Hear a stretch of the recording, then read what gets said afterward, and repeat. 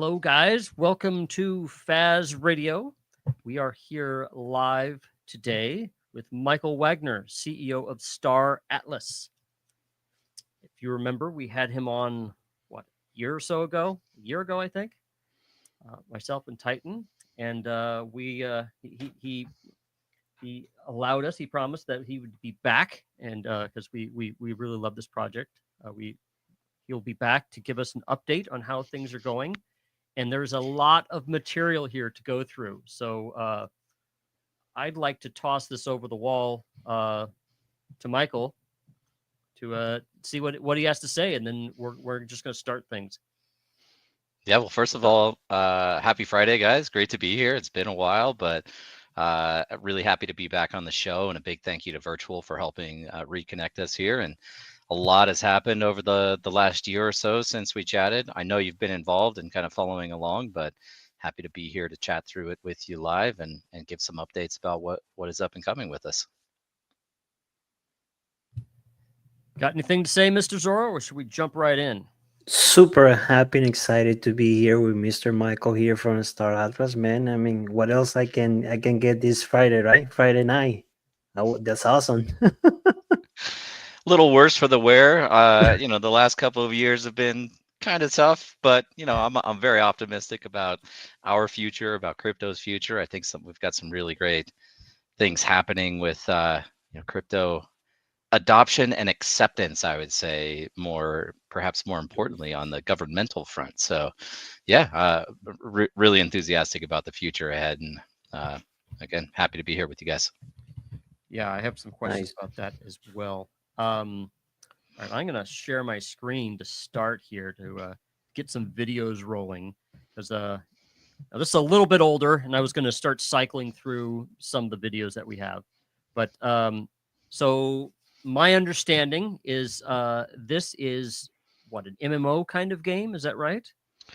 Yeah, exactly. So ultra high fidelity space adventure MMO. That's on our Unreal Engine side of the product, and it might actually help for me just to take a step back. And for anyone that's new this listening or is kind of hasn't been following along, we are building across multiple front ends or kind of product suites that are all integrated through this fully on-chain gaming logic. But right now, the two core product lines, if you will, are Sage, that's Star Atlas Golden Era, and that is an in-browser RTS MMO experience. It's where our live economy lives. It's where our fully on-chain gaming logic lives. It's actually where most of the players and daily active users that we have are operating today. It's where also the financial incentive, so the play to earn, is live at the moment. We rolled that out in September or October of 2023, so a little over a year now, and the economy is doing really, really well there. Very proud of our economy team led by Chris, as well as Gareth on that side. And then you have our kind of longer term, very ambitious MMO game development, which is this AAA space adventure MMO. And so everything that you're really able to do in Sage in browser is ultimately a core gameplay mechanic that you'll have exposure to in the MMO as well. But generally the idea is you can go navigate the stars, you can go explore space, you can conquer territories, you can establish sovereign states and run your own governance in the game. You can be a senator or a politician in the game if you'd like, or you can participate in kind of the more logistical side of the game, which is mining resources and running crafting facilities and freighting and transporting goods around the world. And so, one of the things that we do really pride ourselves on is this really in-depth peer-to-peer player economy, which is largely where we anticipate a lot of the earnings potential to come from in the long term. So kind of replacing and deprecating over time this idea of an emission curve or inflation curve and kind of earning subsidy, and having players really specialize in various facets of the game and various operations and gameplay styles and interests, and be able to monetize their time by selling assets, resources, or accomplishments to other players. That was a mouthful. Okay. Yes, it was. I actually wanted to switch in the middle of this to this economy thing that you have here. Doesn't look like much, but you can see things moving between different planets on a map. Is that resources? Yeah, it's funny. I mean, it might not look like much, but this is Sage. This is in browser. There's a couple of benefits there. I mean, one is it's faster to deploy. Two, we wanted to provide a UI that was more accessible because we think that the economy is a really attractive feature of Star Atlas. And so making sure that players of all types from all over the world can get access to that. But it's also a test bed for us for a lot of the mechanics that, again, we're rolling out in Unreal Engine. But what you're observing here, although simple on the surface, is actually quite complex. These are all real players moving assets, so fleets, around fully on chain on Solana. So every one of those little icons you see is an actual player making a transaction on Solana and moving an asset somewhere across the board. And That's real time. this is all real time. Oh, now this was Wow. I don't remember who recorded this, and it's sped up a bit. I think they sped it up by 10x, but still absolutely incredible. It looks like a living organism, and these are all players moving assets on chain, which I think is really cool. Again, this is fully on chain game logic, so coordinates, movement systems, crafting, mining, Wow. of course the marketplace and local market features, And what eventually players, combat systems. what the players are seeing actually is not this as much as they see the video game where they're running around, they're flying around, they're loading things on to their ships and stuff, right? And moving. Right. Okay. Yeah, so where you see like the focal points on the map, you can see where players are kind of concentrating. Those are all star bases. And so kind of a core gameplay mechanic of Sage right now and what we call the star-based era is this loyalty point system where you earn loyalty points by crafting upgrade components and then depositing or installing those to the star bases. And so that's kind of one of the core objectives of players is to upgrade star bases from tier 1 up to the maximum of tier 5. And as you progress through that on a faction scale, and by the way, like you can kind of see there's different colors. So there's the bluish purple on the upper left, that's the Oni faction.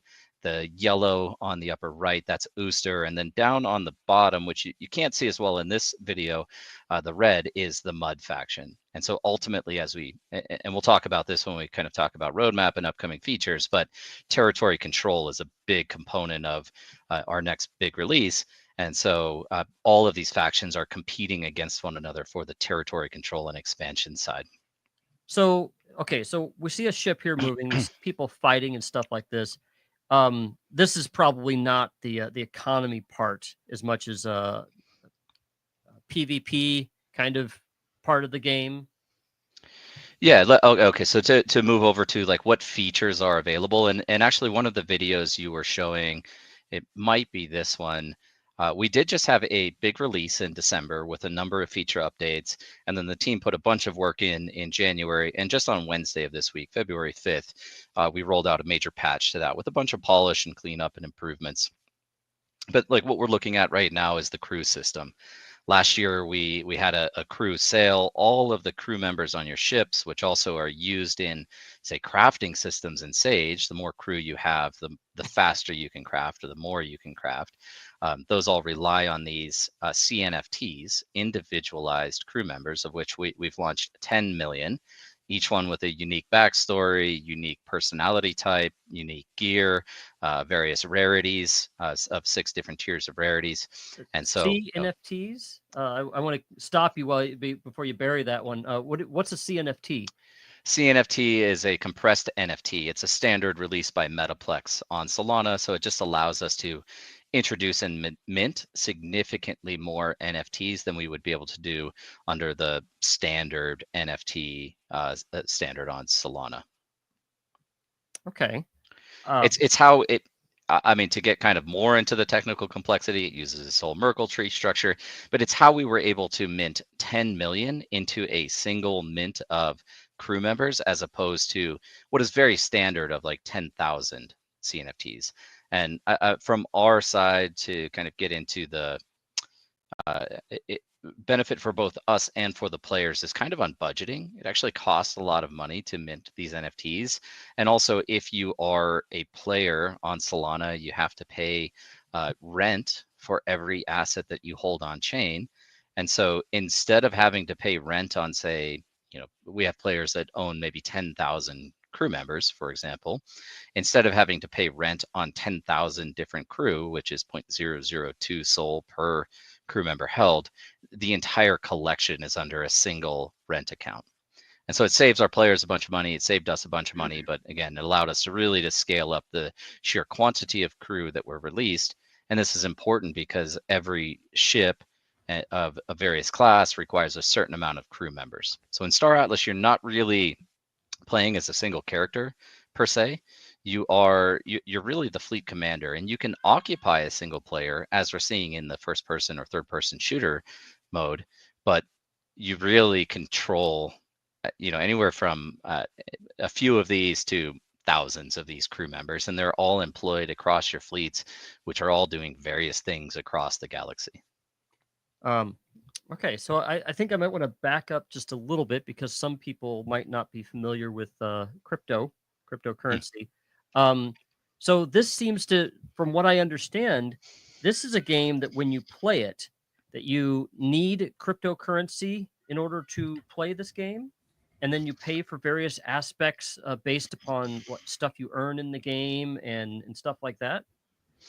Well, let's start with this. So in Unreal Engine, for example, you don't need to own anything, and it is completely free to play and experiment with.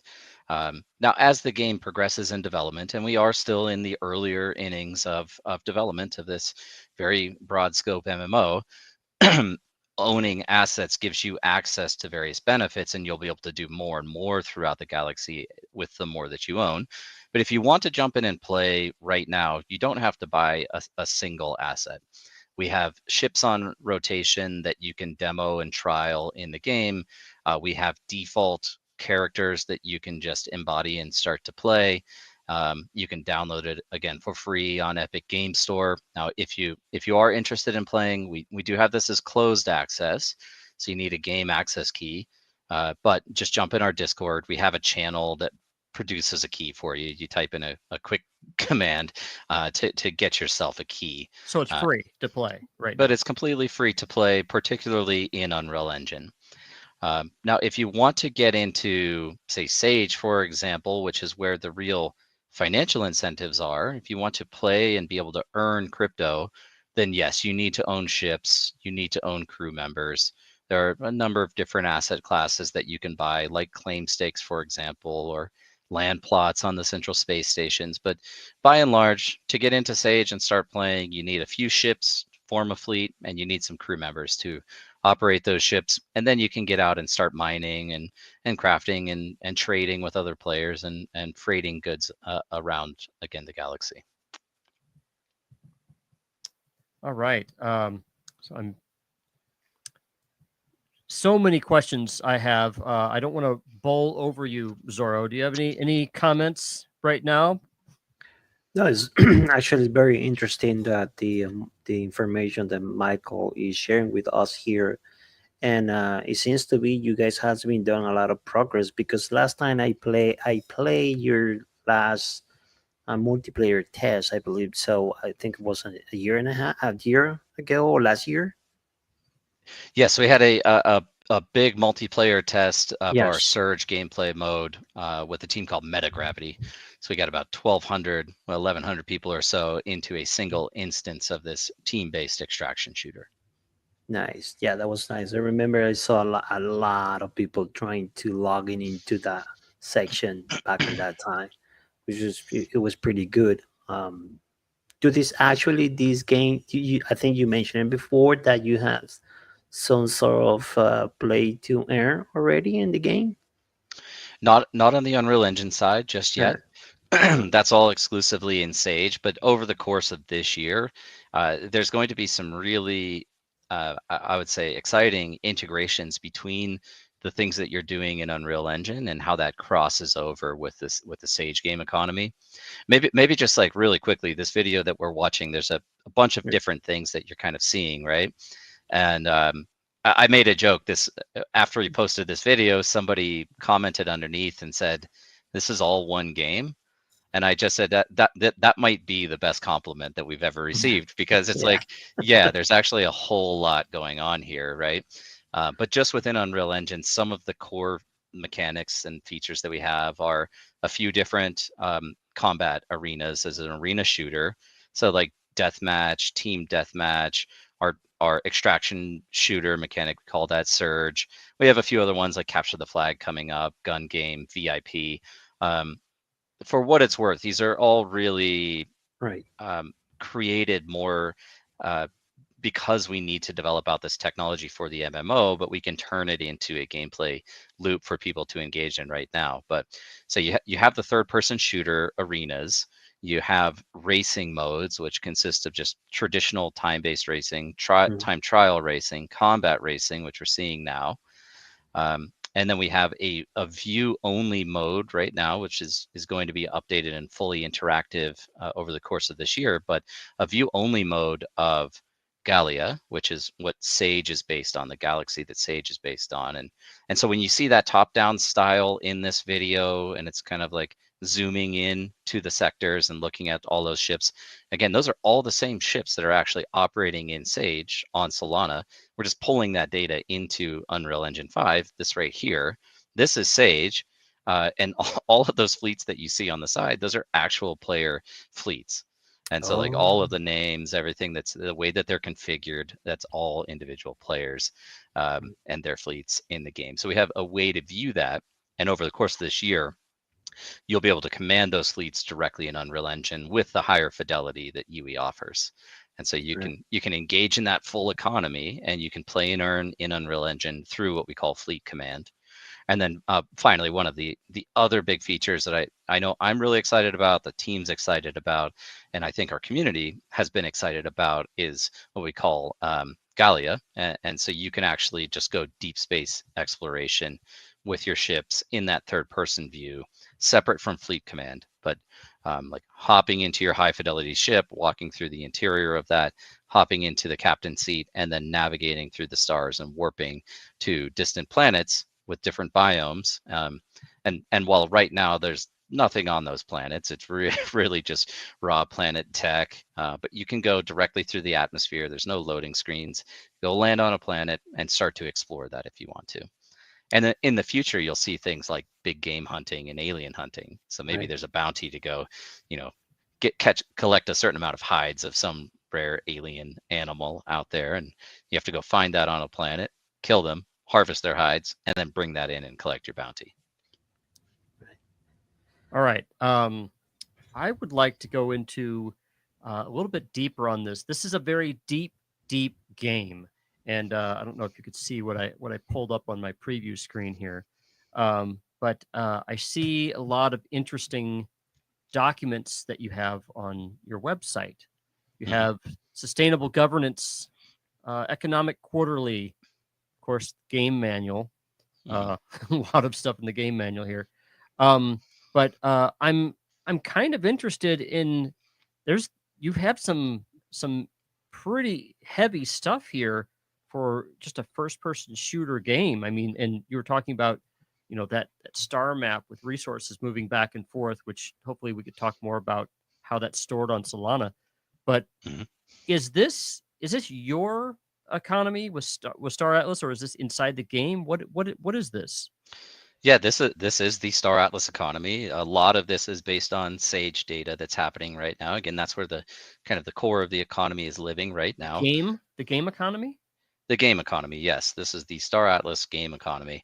And I should take a step back. I mean, it is a very, very big vision. You pulled up the sustainable governance. We could kind of get into decentralized governance, but I personally, and what I try to communicate is that Star Atlas is really more than just a game. And I don't want to go too big for the audience, but I mean, really the way I think about Star Atlas, we've heard the term Metaverse a lot, but where I think we're distinct, and what I've been calling Star Atlas is really a cyber nation. And so yes, at the heart and the cornerstone of Star Atlas is this immersive space adventure MMO. But ultimately, we have systems of decentralized governance so people can participate in the future evolution of the ecosystem as a whole, as well as in-game mechanics that drive governance across various regions, whether that's on the faction level, and all the way down to it's like faction, regional, and then all the way down to the local level, where Polis, our governance token, is integrated throughout all of that. But I would say bigger than that is we really think about the impact of the Star Atlas economy and this ability to participate in new economic opportunity. And that's kind of, to me, the power of Web3. And part of what we're building here is, yes, we have a really incredible, entertaining gaming experience that you just want to play for hours on end, but you also have this opportunity to capture value off of the things that you're doing in the game. And you can decide, that's a spectrum. So you can decide how far you want to go on either side. Maybe if you don't care about earning crypto and making money, and you just want, to be deeply immersed into the game, you can do that. Other players really care about earning and think about, like, what is the ROI on the money they've spent on the assets and the time that they're spending in the game. And where this gets really big, and why I think it's a cyber nation, is that we really present this opportunity on a global and borderless scale. So everyone around the world has an opportunity to get involved in Star Atlas and participate in this new global, really galactic economy that we're building here. And I think that that's so powerful for people everywhere. So this then sounds like a game where you can kind of blur the lines between this world and another one, where you can earn things in another world. And I believe you were saying you have tokens associated with this, so you can earn tokens in the game, buy things in the game with the tokens, and I assume there's a way to either cash these tokens out for dollars or sell these NFTs that you might earn online. Do I have this correct? Yeah, 100%. Almost everything that you see in Star Atlas is in some way owned by a player. That's all of the game assets, the ships, the crew, the claim stakes, the land plots on the Central Space Station, your house, your habitat, all of the underlying resources. If you're mining hydrogen, if you're mining copper, any of a dozen resources right now that you can extract from the game, those are also on-chain assets that have real value. And so when we look at this quarterly state of the economy report that's produced by our economics department, they go into depth on things like GDP. I mean, you can kind of see there in the second bullet point, we're actually measuring gross domestic product created within this galactic economy of Star Atlas. And there's some really sophisticated data that's available in this report, and some people love that. Other people look at this and their eyes glaze over, right?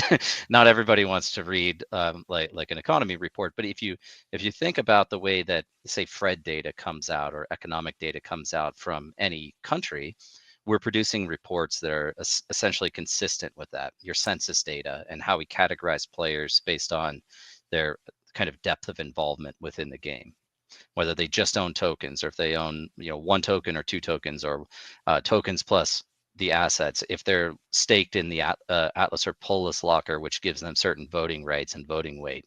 And then all of these charts kind of show the performance of those underlying resources and assets over time, not from a financial perspective, but how they're being utilized by players. So basically, it's all the players that actually will be affecting the whole economy of this game, whatever they do in the game. 100%. Yeah, I mean, they're 100%. they're all dynamically changing. Again, Right. the starbase upgrading, right? So like, if I want to go to a starbase and use the facilities, it depends on the level of that starbase. But all of the other players within my faction might have upgraded it to tier 5. So now there's a bunch of recipes that are unlocked that are available to me because other players have done that. And then we also have the local markets. This was a feature we released in December.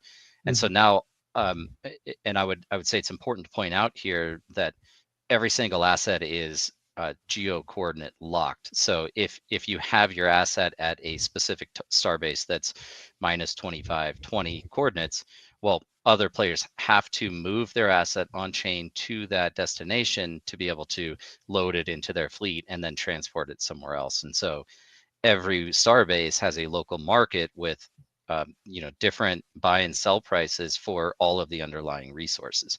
And you can see a list here of these are the not only the raw resources, like the very base layer resources that you would extract, but then you can craft those into upwards of 4 different tiers of components and compound materials. So, okay, I have a economic question for you, pretty high level. So it would seem to me that players are making and using various assets and various components of this economy. Um, are you managing this economy and I'll say actively managing? Are you having to shore up some things and inject some raw materials into the economy to keep it going, or does this just all run by itself and you're just keeping score and showing it to everyone? It absolutely does not run by itself. Again, a big kudos to our econ team on the balance, because as you can imagine, to whatever extent there is instability or imbalance really in any economy with respect to supply demand dynamics, you introduce potential challenges for players. Uncertainty is intrinsically a bad feature of an economy. And so, yes, our team is constantly looking at the underlying data, at the emission rates, at like how much backstock of inventory players are retaining, and making sure like really the offset is where are the sinks. And so players have the ability to produce all of these resources. What are they doing with them? And that's where game design and production come in on gameplay mechanics for utilization. But our econ department looks at, okay, what are the quantities of these materials that are necessary based on the productive capacity of the economy? What is the quantity that's required to perform certain functions? So yes, there is a very, very tight oversight over everything that's going on within the economy. And I will say the team has done a tremendous job at establishing this balance from the start. We've never had any catastrophes, and that is like something we wear with a badge of honor, and I think is significant because, especially across Web3 gaming, we've not seen any successful, sustainable, long-term economy. And I could point to any number of examples, not to criticize them, but teams that did not correctly balance their economy, and it ultimately led to major collapses in value of both of the underlying game assets as well as of the resources and tokens themselves. Okay, that's a good point. Since we're talking about crypto is being used in this game, and you've mentioned ROI. If I spend $100 on something in the game because I feel that it's going to be a good investment for me to play, is that $100 destroyed at some point? Or I mean, can I count on this economy to actually be able to give me value for this $100 if I work hard enough? Or is it incomplete? Do you have to fudge some numbers? Yeah, well, I mean, I will say that like from the ROI or quote unquote investment standpoint, we're pretty hands off. Like we don't make really any comments around that. There is still regulatory risk associated with statements like that, but and obviously this is now it's performed very well, but this is still a new and emerging economy.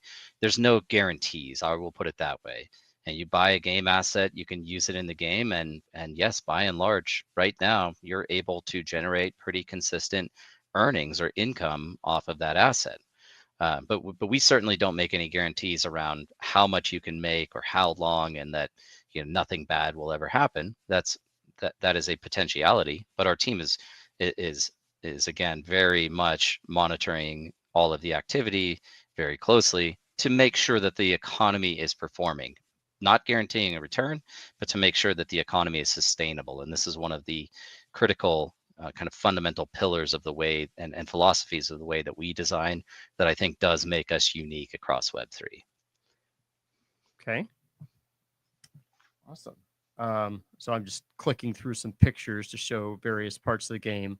I do have some more questions here.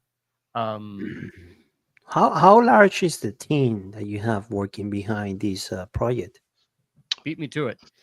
Yeah, we have a team of about 115 people right now. It's not Wow. massive. I would note going all the way back to end of 2020, well, mid to end of 2020 is when myself and my two co-founders really conceptualized this idea and started putting the vision together and the white paper together and the game design document together. It was three of us, right? We didn't have an existing studio. There was no team prior to that.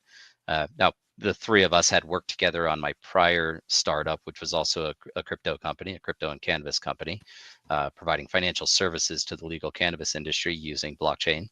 But so the three of us have worked together for I would say going on 8 years now. But we had no studio, so we started with the three of us, and we've really bootstrapped. We didn't take any venture capital investment for equity in the company, and so we've bootstrapped this thing. And we've gone through some highs and lows, especially Right. as we're pretty correlated with market cycle in crypto. Mm. And so we've had a team as large as 235 people. Went through some tough times. We've scaled back, but we have a very, very strong 115 person team. Now, not all of those are internal full-time employees. We do work with several co-creation studios like Spirasoft. This is a co-development studio that works with a lot of the major AAA titles that have been released.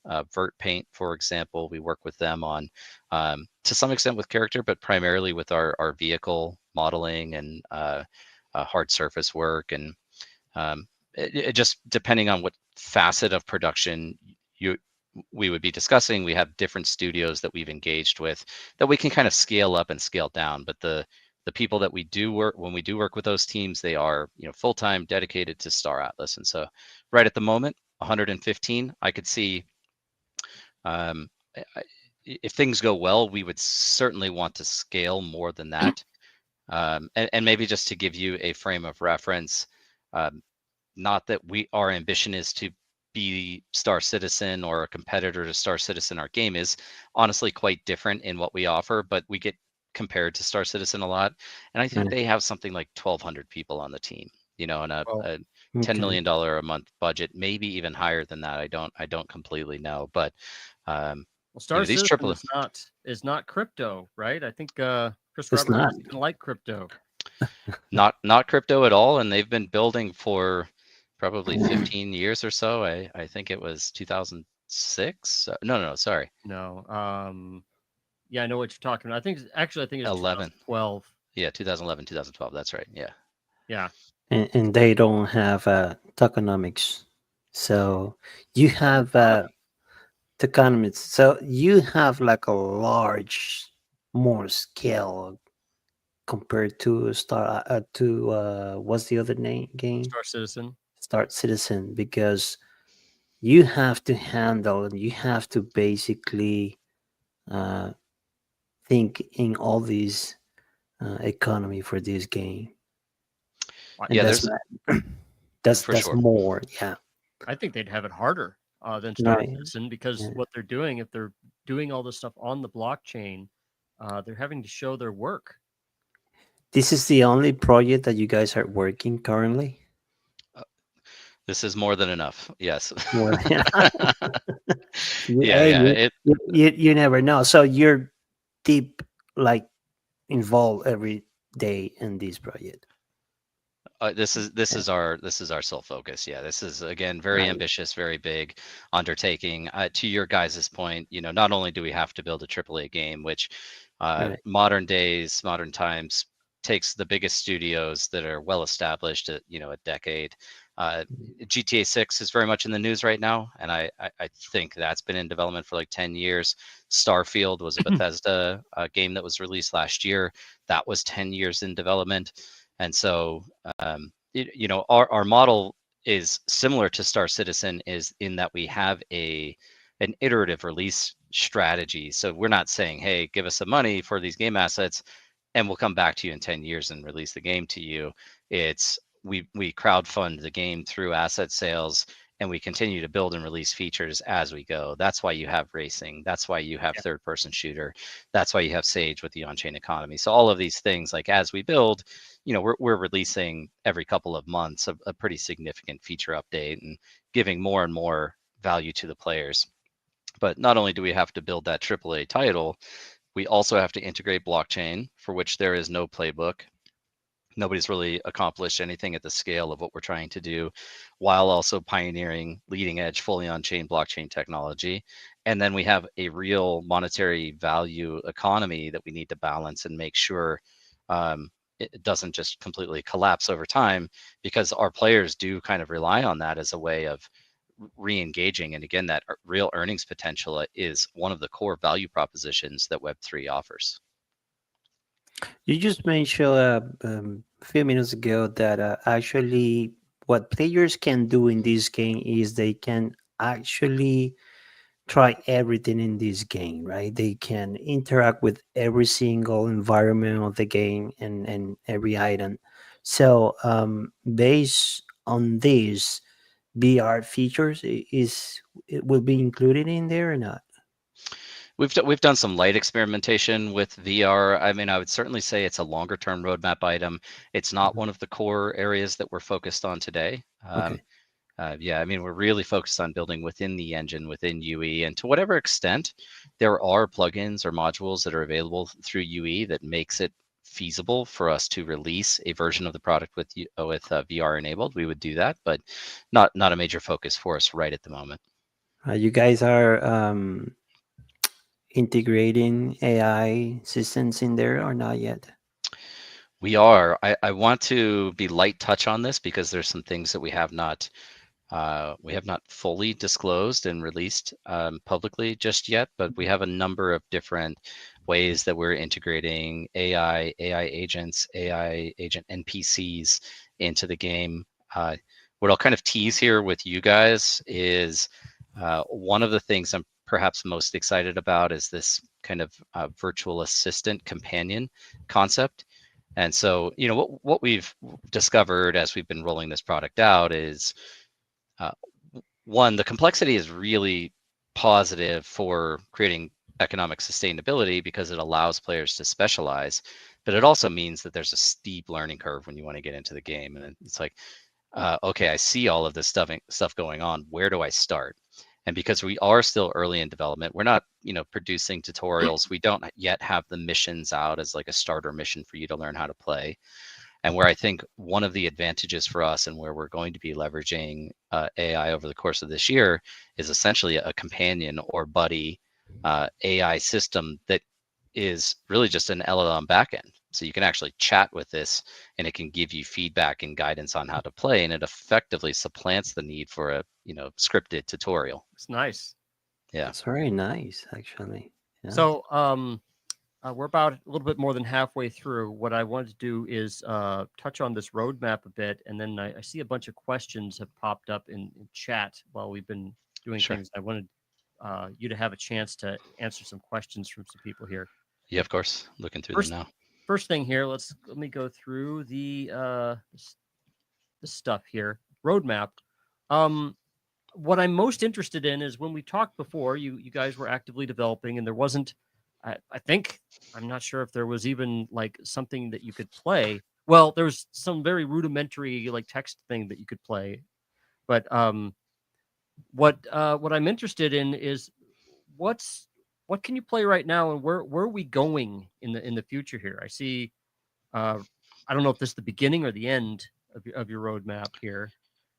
You are right where we're at right now. Though this is actually, we might need to update this part. Release 2.2 isn't really a thing anymore. We're actually kind of slightly beyond that with this latest release that came out on Wednesday. I would say some of the features that were going to be in 2.2 didn't get built, but so now we're kind of at like a 2.3. We're not really using that nomenclature anymore. But let's so where you're at right there, preseason actually, that's part of our roadmap for this year. So preseason and season 0. That's really just our way of defining the release schedule and the features and mechanics that are going to be coming with each of those seasons. There will be 8 complete seasons plus our preseason. That gets us to essentially V1 of Star Atlas with all of the intended mechanics being available.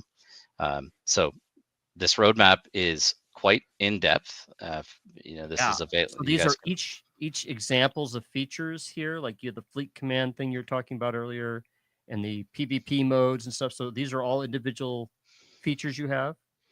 Exactly. I mean, these are all different assets that are coming out, the different modes, mechanics. So like depending on what you're looking at, right? These are just weapon models for ships. Your ships are all going to be fully configurable, fully customizable. You create your own loadout. You set your own shield systems, thruster systems, heat sinks, weapons. So you can really customize your ship to your specifications based on what gameplay activity you want to be involved in. Obviously, if you're using now, there's a bunch of different classes of ships, like fighters, freighters, transport vehicles, miners. Those all specialize in a particular activity, but it's also possible for you to say, you know, take a fighter ship and maybe retrofit it with some mining equipment if you want to focus on mining with that ship. If Mining in, with a fighter. Okay. yeah, just theoretically that's kind of possible, right? It's not ever going to perform as well as a mining ship, but it is at least theoretically possible. And hey, maybe you don't own all of these different types of ships, and so instead of buying a mining ship, you buy some mining equipment that you could put on your fighter ship, and you use that to engage in mining while you build up the resources and revenue to be able to maybe go buy a mining ship. Um, and so yeah, I mean, there's a bunch of different modes in here. This is Gallia, this is early space exploration. Again, you can just go navigate the open world. That is a really big part of what we're doing, is effectively infinite space without any transitions, no loading screens or anything. You're just traveling deep through space, landing on planets, doing something, completing some mission, completing some objective, loading your ship up and taking back off and flying right through atmosphere back into outer space. Fleet Command, this is the Sage implementation into Unreal Engine that we talked about. And I see you have what's this? Scaled multiplayer servers. What's that mean? Mm-hmm. Yeah, right now our multiplayer is peer-to-peer hosted, suboptimal for an arena shooter game. But that means that we both have Star Atlas downloaded on our PCs. You go in, you create an instance, you are effectively hosting that instance on your computer, and then I connect to you and play. Now the challenge is we've done that just because it's a fast way for us to get multiplayer out. Downside is you have zero latency because it's on your computer, and I live across the globe, and so I've got a 500 ping, and now I'm trying to compete against you. All right, so over the next couple of months, the plan is to have global dedicated multiplayer servers. Just more on the technical side, kind of like boring for the average player, but it is a very critical piece of infrastructure for us to execute on, to have. I would go so far as to say esports level competitive arena shooter gameplay. Wow. Okay, so I'm gonna start clicking through these screens because there's too many things here to comment on each. But I want to show that you guys are really showing your work. And this is something actually that I liked about Star Citizen is you're showing what you're developing, when you're developing it, and giving examples or pictures or even videos here of what's going on, key features and stuff. Mm-hmm. This is nice. I like to see this with a game. It's almost like you're beholden to your players here to do a good job. Well, accountability is very important. I'd also look. I've been in crypto for almost 12 years now. The industry as a whole doesn't have necessarily the best reputation. There's also a lot of skepticism in gaming and kind of hatred for things like NFTs. I could maybe tangentially comment on that. I as a lifelong gamer, PC gamer, I would, I think that what has happened over time is monetization strategies have evolved from companies from when I was growing up, you'd buy the CD or you'd buy the floppy disk and you'd play the game, you spend once, but over time, monetization and seasonal content and DLC has kind of evolved as a way to continuously extract more value out of players. And this is my personal opinion, is that a lot of gamers today think crypto is just another way to extract more value out of the players. That's why they think like NFTs are scams and crypto doesn't need to be involved. Yeah, I've tried for years to educate people that crypto is just a means of getting something done, And there's certainly a lot of speculation in it because it's new and it's going to have a lot of good advantages and people want to make money. But it's design. The design of crypto is not a scam. It's the fact that it's just a new thing and people aren't all up to speed that people get scammed. Well, and I think that's an elegant way to say it. It's not the design, it's probably the implementation. And there are a lot of bad actors in the space, and that kind of comes hand in hand with the fact that crypto for the longest time was at least perceived to be fully anonymous, right? And there is real financial value associated with it. And so, when people can be anonymous and steal money from other people and it's not really traceable back and they can get away with it, well, scams will proliferate. But so that reputation is something that needs to be overcome, and teams like ours are incredibly transparent because we feel that credibility, communication, and accountability for the work that we're doing is of utmost importance to ensure that people continue to support us and know that, hey, you're not just throwing your money into a void, we're actually building with it, and here it is, and we're going to show you at every step of the way. So looking at these seasons here, I couldn't figure out how to get back to that main season page, but there's a lot of stuff going on. And so my question is, and I think Zorro asked part of it, which was, how long is this going to take? It sounds like you said something like could be on the order of 10 years or something compared to other games, because these are all individual features which need to be tested against all the other features. Yeah, what we've always said from the beginning of development is minimum 5 to 7 years to bring this product to market. Now, we've been in development for 4 years. However, I will caveat and say, again, you have kind of volatility in revenues, correlation with market cycle, volatility in team size. I would suggest that 10 years is probably a reasonable minimum timeline for us to get to full V1. But there's a lot that's going to happen and a lot that's going to be released and a lot of features and access and gameplay loops that you'll have access to over that time period, right? And so again, we're demonstrating that with the releases that are coming out now.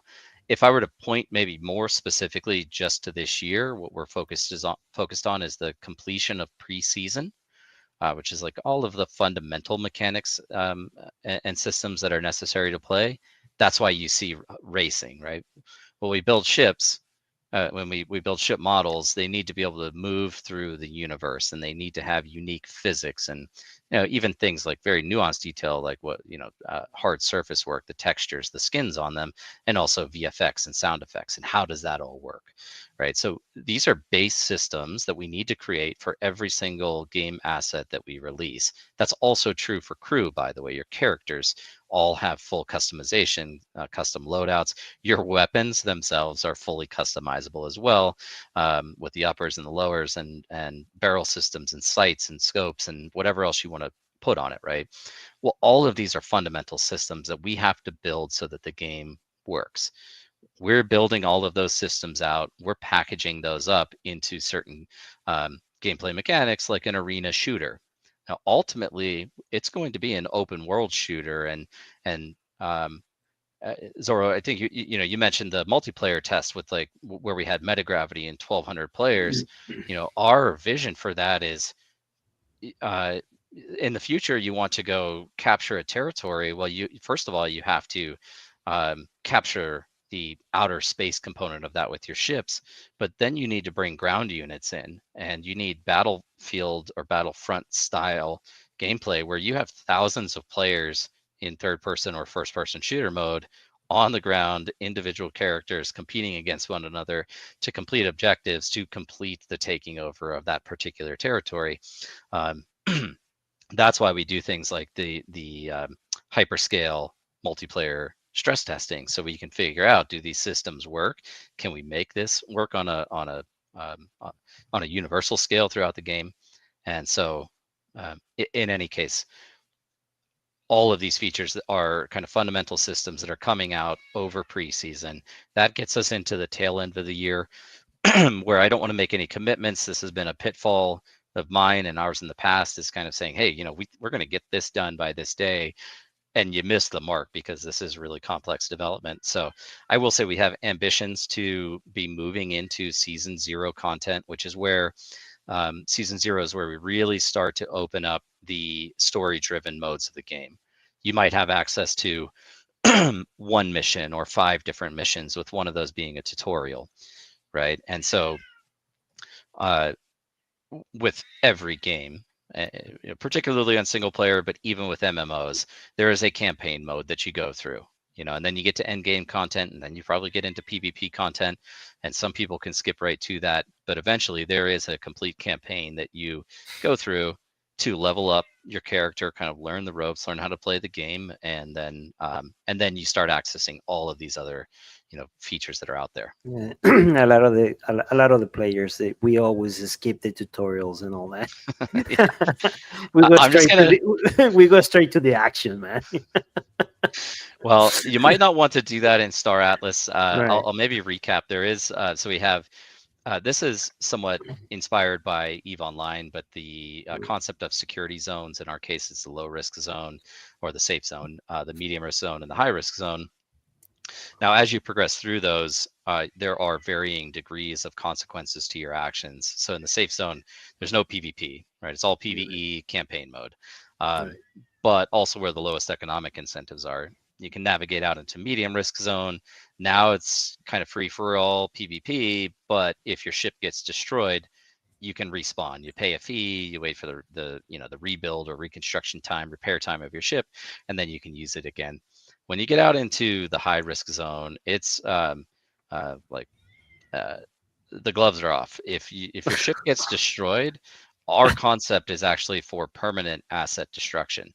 So we have game assets that we sell for $100,000. If you take that ship out into the high risk zone and you get blown up, that asset's gone, right? Well, what do you get out of being in the high risk zone? Why would I ever want to go there if I'm going to lose everything?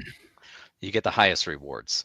So we scale our economic incentives relative to the risk within the zone. And so like the rarest resources, the highest production values, the highest emission values, the most unique items, some of the in-game content will maybe exist there. But it's all the stuff that is the most valuable is all out in the high risk zone. I would take you to a higher risk as well. High risk, high reward. Yeah. Do you guys offer like any sort of insurance on ships like Star Citizen does? Very controversial topic. I just want to address Brent's question here. I just see it. Was that a cat? Yes, it was a cat.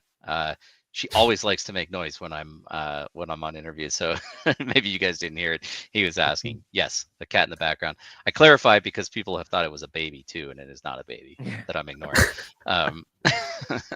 Well, I'd like to actually use that to transition to questions from here. So I'll just throw this one in here because I was asking about insurance. Yeah. Nathan Harper wants to know if he can get his insurance for his Titan. Well, Nathan Harper actually happens to own a Titan, which is the most valuable asset within our economy and ecosystem today. These are their MSRP, if you will. Their origination price is a $5 million spaceship that is absolutely massive in scale. These Titan spaceships are actually larger than some entire game environments. It's an ecosystem within an ecosystem. The insurance concept is extremely controversial within our community, and it is unlikely that any type of insurance would be offered, particularly by us. Although it's not inconceivable that there is a third party that would be willing to insure your on-chain game asset that we don't have involvement with. This is actually what's really cool about crypto, by the way, is that you might be on mute there. Oh, sorry. I was going to say that's something else Nathan Harper can do is provide insurance for people. He could, yeah. Because they're fully on-chain assets, we have this idea of extensibility and composability, right? And so if somebody wants to build a Star Atlas insurance company and offer insurance to other players and sell them that service, they can do that. It's not something we would prevent. either. Like it's not expressly prohibited in terms of service, and we're pretty loose with our TOS in general because we want this idea of a co-created, co-developed, open economy and open game ecosystem. So, will we offer it? No, and there's a lot of opposition to even the concept of insurance, especially in the high risk zone. All right. Let's get to these other questions here because we're about 54 minutes already, and I'll try jumping through them. So let's not make them too long of answers so we can get to everybody in here. So this is the beginning. Brent wants to know, how about robbing, murdering, just being an overall terrorist? Can that be done in the game? Can you be a griefer? I would suggest yes. Most likely. Like what we kind of have to figure out, are you able to what a lot of people are asking, and kind of going back to the Titan, is if I have an extra small ship, for example, this is a $15 game asset, am I able to like sneak into somebody's Titan in a corner they're not watching, infiltrate their ship and take it over? Most likely not on that level, but to some extent and on some level, Could we you probably steal will. another ship on that man, Titan, perhaps? come on, why Go in there not? with your Why $50 not? ship, and then you steal like a $200 or $5,000 ship sitting in the hangar. So I would like to see it. Where I want to be a little conservative in my response is just that these are assets of real value that are quite substantial. So that would kind of come down to the High balance risk zone. question. Yeah. I mean, well, it comes down to the balance question, right? Like, is it possible in the high risk zone? And if so, what would it take for a player that's put maybe $100 into the game to steal an asset that's worth thousands or hundreds of thousands or millions of dollars? Like, you would want that to be pretty hard to do, right? Make it possible.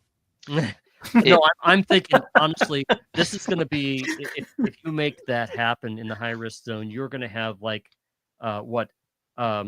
warehouses in South Korea full of people trying to game the system to see if they can get themselves just level up to another ship just by stealing it, going through all sorts of characters. I mean, it's almost seems like it almost be a lottery, but you have to really work for it.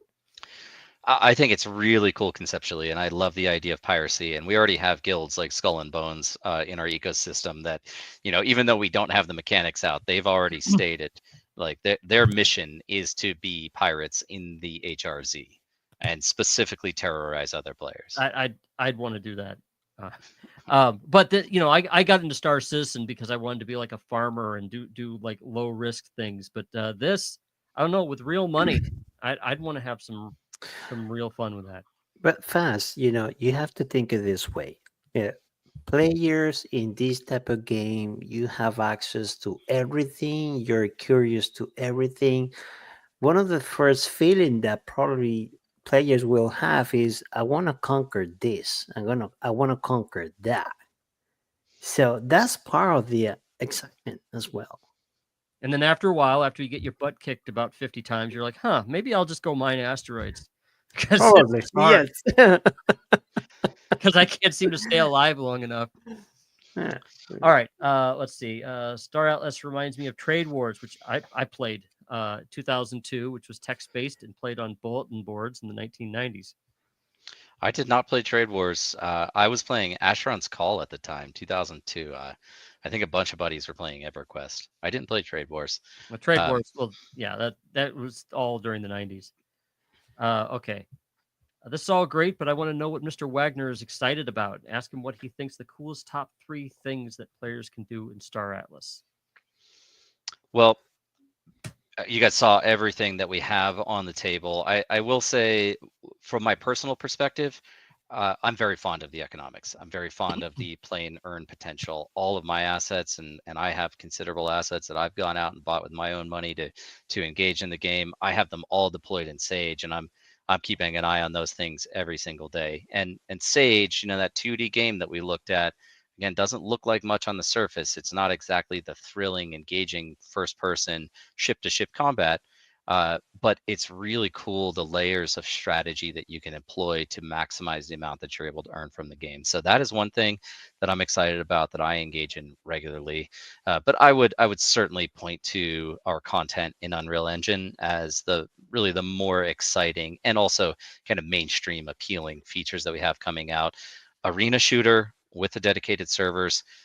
We've already hosted a number of different tournaments. I've been all over the world traveling, and seeing players get into Surge and engage in this third-person shooter with a really novel movement mechanics, where you have the jetpacking, you have the Iron Man movement, you have dash, you have a knee slide.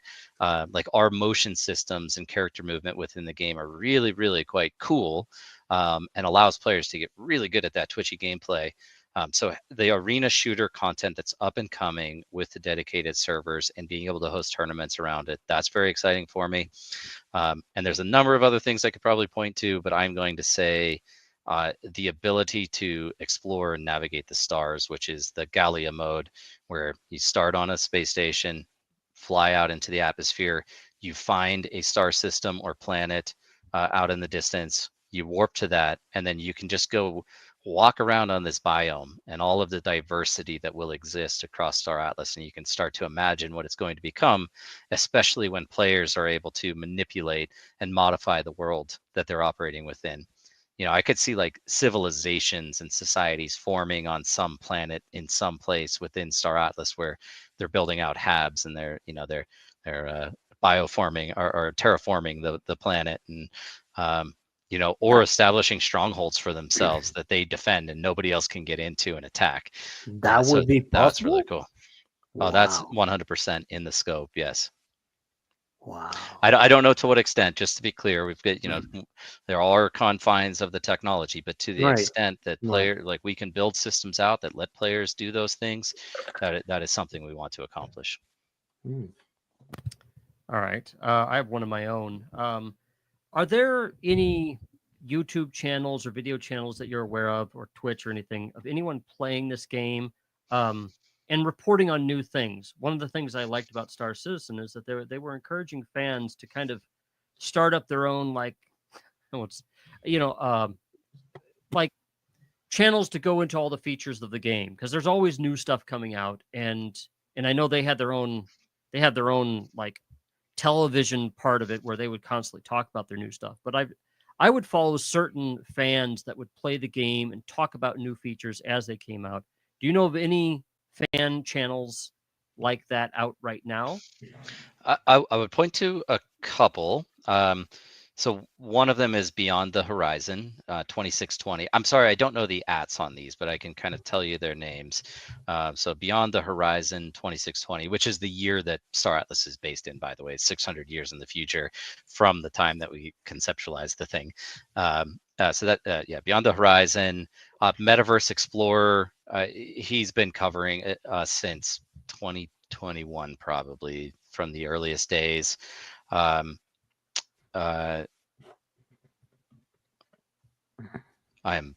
spacing here on one. So Metaverse Explorer, Metaverse Nomads, which is actually part of Rome. They used to do a weekly podcast on us, kind of covering everything. They're on a bit of a break right now. But I would still give them a shout out, because they didn't miss a week in like 3 years of covering us, and so finally on a little bit of a break. Man, and I'm really trying to remember this one, and I'm not. But let me maybe just stop there and say there's a few. But I think if you just go out and search Star Atlas on YouTube, you are going to find a bunch of content creators. Now, with all of that said, another part of our initiatives, really on the marketing side this year, is to cover. This he's great. He does a bunch of tutorial content, kind of covers everything that's happening. But one of our missions this year on the marketing side is also to enhance a content creator side of the business and find ways to incentivize their participation and assistance with growth of the ecosystem. See if I can find the other one that you're talking about, Metaverse Explorer. There he is. There he is. Right. Yeah. There we go. All right. Yeah, just wanted to give people an idea. Oh, this person's also into crypto also. Give people an idea of who's actually reporting on this game, because I want to know who to follow. I don't have time to go through all the features on these games. We're always jumping from subject to subject, but I want to be able to check in from time to time on how things are going. And it looks like these guys do a lot of that work for you. They do. They're awesome. I mean, I could not be more appreciative of the content that they're out there creating just for free on their own time. And I know they put a ton of time and effort into making these videos. So I am genuinely appreciative of what they're doing. But we want to enhance that. And we plan to do that over the course of this year, find a way to reward these guys for doing these types of things.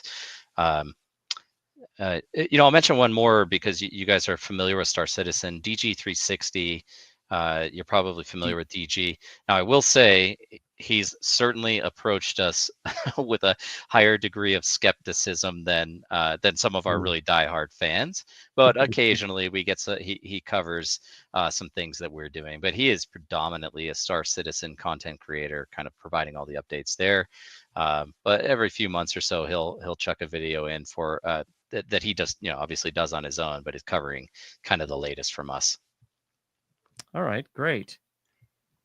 Okay, so I don't want this to go too long because makes for a very, very, very long video that people tend to check out on. Sure. But do you have any last things that you want to let people know about? And I very, very much appreciate you taking the time out to talk to us.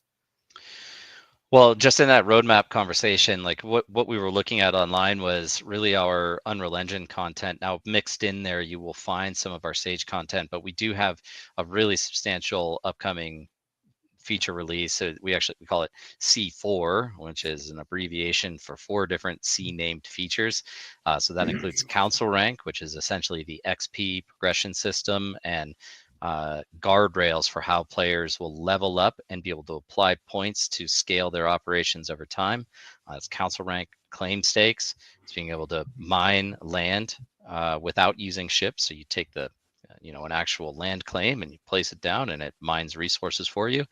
And you can that is fully configurable as well. So you can place different buildings, use different mining drills, establish power plants. If you've ever played a game like Satisfactory or Factorio, for example, might be some inspiration from those. So like that in of itself could probably be an entire game, but that's just embedded as one of the features of C4. We have crafting halves, which is part of the CSS land plots, and you'll get some benefits on when you're crafting items using the crafting table from your crafting hab, and then combat systems actually. So doing fully on-chain combat systems. That's part of C4. How is that even possible? I thought combat happened so fast. If I don't know, if I'm fighting you and I shoot your ship and it gets destroyed and other things get destroyed or damaged, I mean, is the blockchain keeping up with this in real time? There will be a difference and a reconciliation necessary between the combat that you experience in the RTS or 4X style of the game, which is Sage, and when you're in the real time, like actual real-time gameplay within Unreal Engine 5.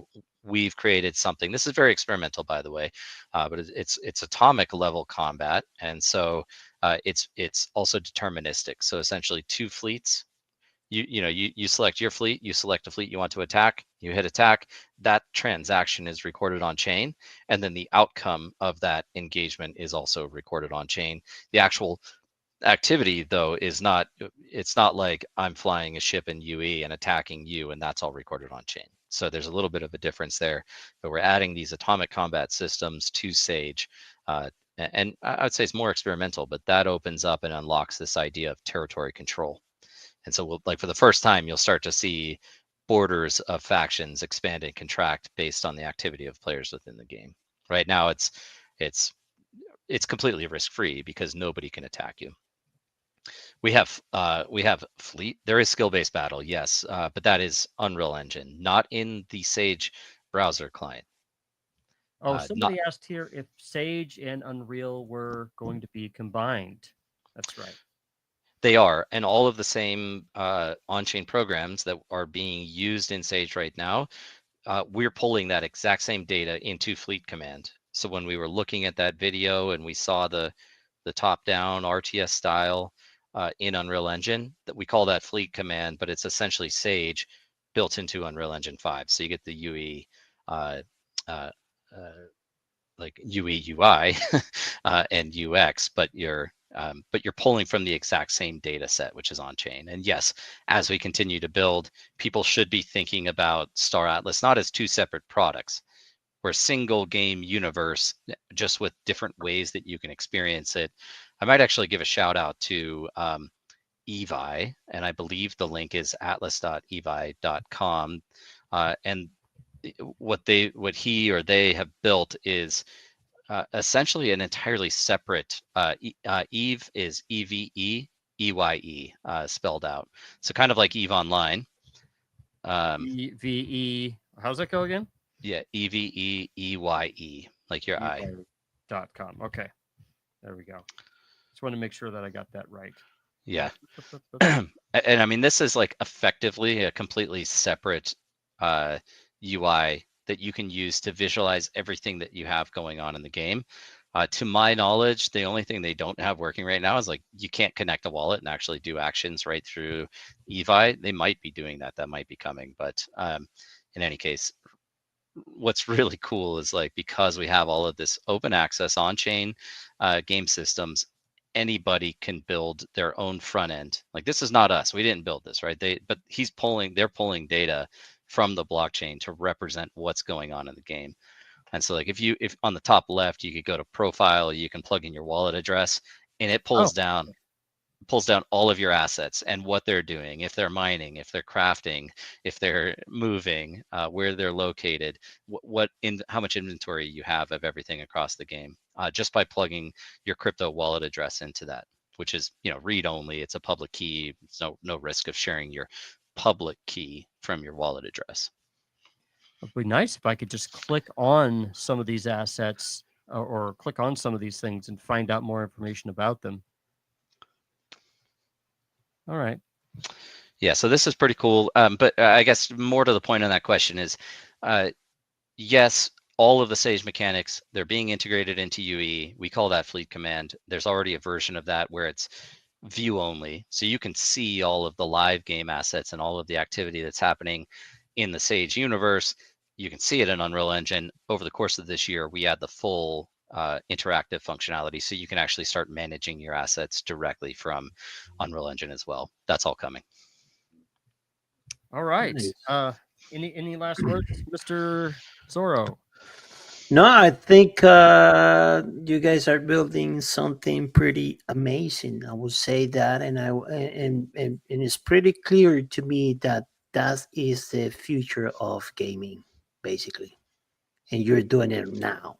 Yeah, And that's cool, super cool. some awesome looking stuff. I know I don't think that we've really touched on so many aspects of this, but I just wanted to give people an idea what this is.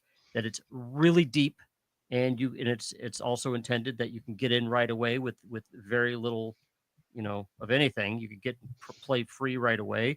Some easy stuff, and the more you get interested, the deeper it gets. Yeah. For anyone out there that is interested, that's listening in, that doesn't know how to play or doesn't know where to start, highly encourage you to join our Discord, discord.gg/staratlas. You can get your game access key, but we also have an absolutely incredible community that's very supportive, very helpful, and our community team is awesome as well. So if you have any questions, want to get started, want to figure things out, join us there. I'm in there every day as well, interacting with people. So Nice. hope to see you there. All right, over and out.